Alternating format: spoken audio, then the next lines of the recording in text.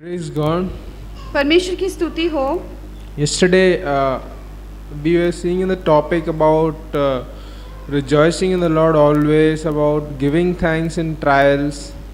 और कल जो हम विषय में देख रहे थे कि हमेशा परमेश्वर में आनंदित मनाने के बारे में और दुख और परेशानियों के बीच में परमेश्वर को धन्यवाद देने के बारे में हम देख रहे थे। So I found that this is a great lack in my own life. तो मैंने जब जांच परखा तो मुझे पता चला कि मेरे जीवन में इस क्षेत्र में कमी है।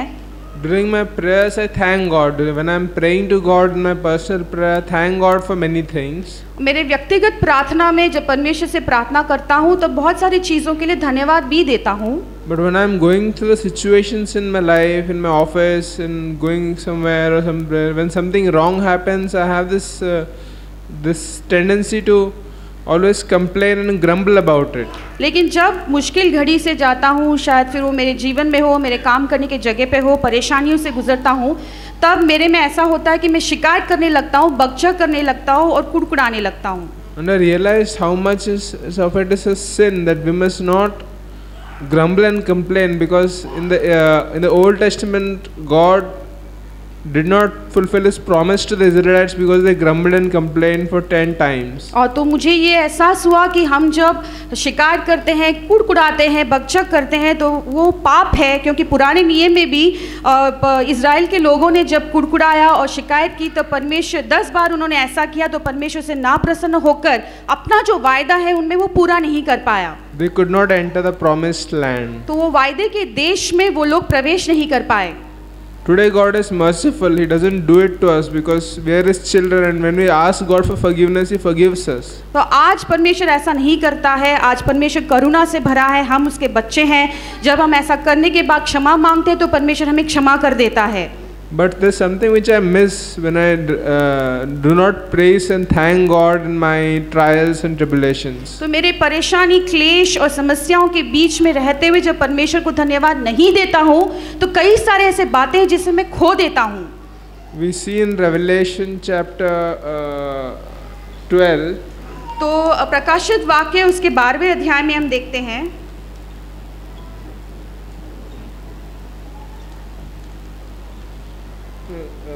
Chapter 14. प्रकाशित वाक्य उसका अध्याय 14 and verse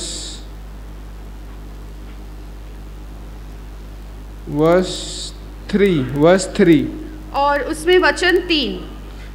This is in which John is talking about his vision about the overcomers, whom the 1,44,000 whom the Lord met at the Mount Zion. और यहाँ पर यूहन्ना उन 1,44,000 जनों के बारे में बोलता है जहाँ पर परमेश्वर ने उनसे सियोन पर्वत के ऊपर मुलाकात लिया था। These are the overcomers, those who have overcome in the Christian life in every situation, not just those who have been to heaven only, but those whom God has chosen as overcomers. लेकिन ये जो 1,44,000 लोग हैं, ये जयवंत लोग हैं जो हर एक हालात के ऊपर उन्होंने विजय पाया है।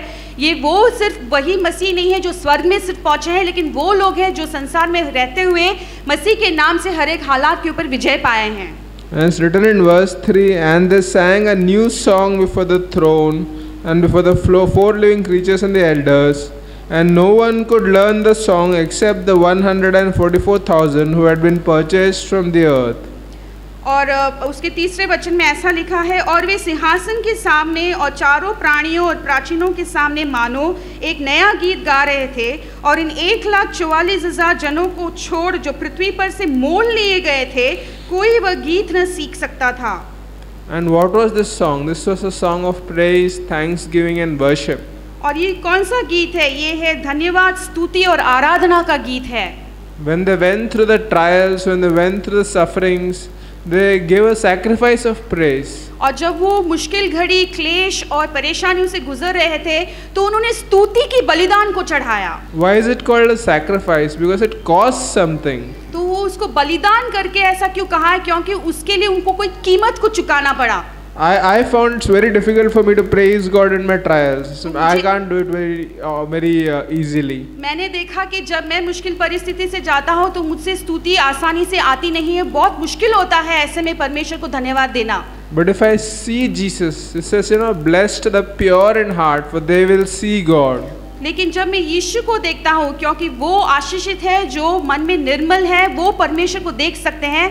ऐसे में So at that moment, what is God telling me through my trial? That I am not pure in heart, that I don't desire only Jesus. तो ऐसे समय में जब मैं मुश्किल परिस्थिति से जाता हूँ, तो परमेश्वर मुझसे क्या सिखाना चाहता है? ये है कि मैं मेरे दिल में शुद्ध नहीं हूँ, मैं सिर्फ यीशु की खोज नहीं कर रहा हूँ। If my food is not right, I grumble about it.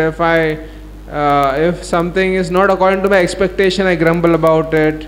जब मेरा खाना सही नहीं होता है तो उसके बारे में मैं कुड़कुड़ाता हूँ। जब भी कोई भी चीज़ मेरी अपेक्षा के अनुसार नहीं होता तो वहाँ पर उसके बारे में मैं कुड़कुड़ाने लगता हूँ। Sometimes it's in the heart, sometimes it comes from the mouth. कई बार मेरे दिल में मैं पाप करता हूँ, कई बार उसी बात को मेरे होठों से कहते हुए मैं पाप करता हूँ। So God wants me to come to the place where this heart and my tongue both are filled with praise and thanksgiving. इसलिए परमेश्वर चाहता है कि मैं ऐसे स्थिति में आ जाऊं जहां पर मेरा हृदय और मेरे होठ दोनों भी एक साथ परमेश्वर को धन्यवाद दे पाए। So no matter what happens, I will always praise and thank and worship Him, and His name will be glorified in my life. तो इसलिए चाहे फिर मेरे जीवन में कुछ भी क्यों ना हो जाए, बुरा हो भला हो, हमेशा मैं परमेश्वर को स्तुति देते हुए, उसकी आराधना धन्यवाद देते हुए करते रहूं। The world is full of people who are complainers and grumblers, those who complain and grumble about the smallest things. और ये संसार ऐसे सारे लोगों से भरा हुआ है जो हमेशा शिकायत करते हैं, कुड़कुड़ाते हैं, छोटी सी छोटी बात को लेकर वो कुड़कुड़ाते रहते हैं। But if I am a disciple of Jesus, I must learn to give thanks and praise God in everything, for all circumstances and for all people. तो लेकिन यदि मैं यीशु मसीह का चेला हूँ, यीशु मसीह के पद चिन्हों में चलता हूँ, तो मुझे सीखना है कि कोई भी परिस्थिति क्यों ना हो, कोई भी लोग मेरे आसपास क्यों ना हो, मैं परमेश्वर को हमेशा हर एक हालात के लिए, हर एक इंसान के लिए धन्यवाद देते रहूं।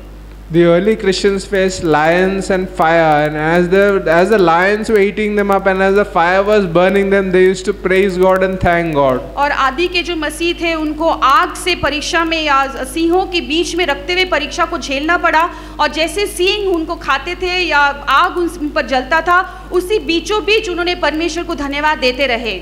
And this what I face now is a mosquito bite compared to that. और लेकिन अभी जिन हालातों का सामना करता हूँ तो उसके सामने तो एक मच्छर काटने के समान है। So I want to trust God, to learn to praise and thank Him and rejoice always, rejoice in the Lord always, no matter what the circumstance. और इसीलिए मैं सीखना चाहता हूँ कि हर एक परिस्थिति में, हर एक मुश्किल घड़ी में, कठिनाई में कैसे मैं परमेश्वर में आनंद मनाते हुए उसका धन्यवाद देते रहूँ। Praise God. परमेश्वर की स्तुति हो।